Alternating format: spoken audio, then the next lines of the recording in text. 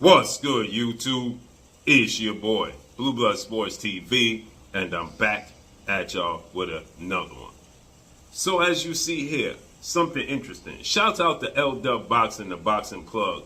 My brother L Dub Boxing. Check him out on YouTube. L Dub Boxing's LDUBB on YouTube and on Instagram. Support and show love to my brother L Dub Boxing, the boxing plug.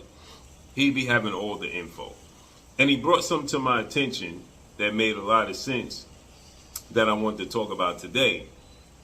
This right here, right, is that Matchroom CEO and promoter Eddie Hearn, who promotes the Phenom, as I refer to him as, former unified IBF, WBA, Ring Magazine welterweight world champion, now WBA junior middleweight 154-pound interim world champion and title contender, Jaron Boots Ennis, who is 35 wins, no loss, no draw, 32 wins by way of knockout.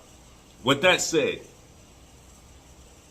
Jaron Ennis, Eddie Hearn, is going back and forth with undefeated Mexican WBC interim junior middleweight 154-pound world champion and title contender, Vergil Ortiz Jr., Mexican star boxer. Vergil is 24 wins, no loss, no draw, 22 wins by way of knockout. With that said, Vergil is promoted by Golden Boy Promotions promoter Oscar De La Hoya. And Oscar doesn't want to make this fight happen with Jaron Boots Ennis and Vergil Ortiz. He's not interested. He wants to push for a fight between Vergil and Errol Spence Jr. But Errol Spence came out, and Errol Spence, he so elegantly put it, these dudes would have never called my name out in the past. Now everybody want to call my name out. It's diabolical. He's not interested, right? So Eddie doesn't have the confidence that his fighter, Vergil Ortiz, can beat Jaron Boots Ennis. Now, Oscar, excuse me, I said Eddie. Oscar. Eddie has the confidence. And so, with that said, right, Eddie Hearn and Oscar are revealing details. Hold on.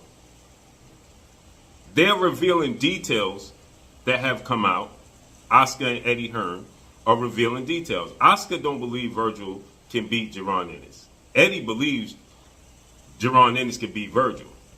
But they agreed to a deal that was 50-50. Okay? A 50-50 split. Oscar now wants the deal to be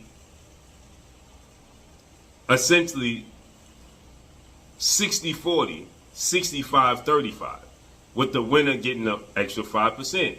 Now, Eddie is saying that they agreed 50-50 with a 5% going to the winner, which means it's actually 45%, right? Oscar's saying 60-40, right? But if you Jaron Ennis,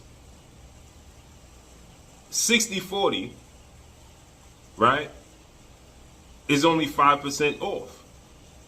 Because you was going to do 45, the winner gets the extra 5%. You see what I'm saying? The winner gets the difference. So, with that said, if you Jaron Boots Ennis, just call his bluff. Call his bluff. Let's see if they really about that life. Call his bluff. Now, the odd thing about this is, the weird thing about this all is, Vergil Ortiz and his team, not Oscar, his promoter, but his immediate team, his manager, they don't want the deal at all. They feel like they are getting the short end of the stick. They feel like Oscar is ripping them off. And Oscar is threatening to sue Vergil Ortiz's manager for trying to negotiate a deal with Jaron Ennis and Eddie Hearn behind his back. This is all diabolical in so many ways. So Eddie Hearn and Vergil's manager are trying to come together. Oscar wants them to take what he wants them to take. Non-negotiable. And or there's no fight. So if you Jaron Ennis, take the deal that Oscar's offering. Bet on yourself. Bet on yourself. Because guess what? You beat Vergil, it's only going to make you bigger. You're going to stand to make more money in the future. Bet on yourself. Take the bet. Take the bet. Bet on yourself. Take this bet. Bet on yourself. Beat Vergil Ortiz. Your brand is going to bolster. And as your brand bolsters, right? Guess what? You stand to be the A-side moving forward. Because the boxing world got Vergil as the best 154-pounder in the world. You beat Vergil Ortiz. You bet on yourself. Beat Vergil Ortiz like Floyd Mayweather did with Oscar. Floyd Mayweather took a 70-30 split in favor of Oscar. Floyd was way more accomplished than Jaron Ennis. He was a first ballot Hall of Famer. He was already a 4-division champion and the pound-for-pound best fighter in the world when he fought Oscar. He was already a 4-division champion. And he was already the best fighter in the world, the pound-for-pound number one fighter in the world. He wasn't the pay-per-view and money man.